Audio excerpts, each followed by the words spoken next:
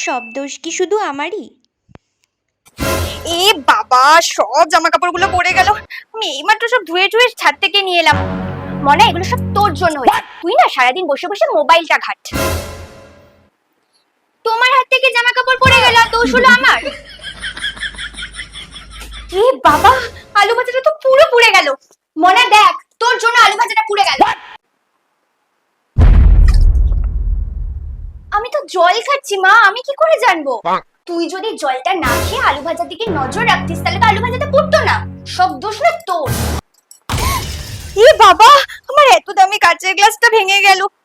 মনা, তোর জন্য দেখ কাঁচের গ্লাসটা ভেঙে গেল। তুই যদি ফোনটা না রেখে এখানে এসে ধরতিস গ্লাসটা তাহলে তো এটা হতো না। গ্লাসটা তোমার হাত থেকে পড়ে ভাঙলো, দোষ হলো আমার। সব দোষটা শুধু তোর। তোর বাবা তো দেখছি কিছু না করলেও সব দোষ আমারই হয়।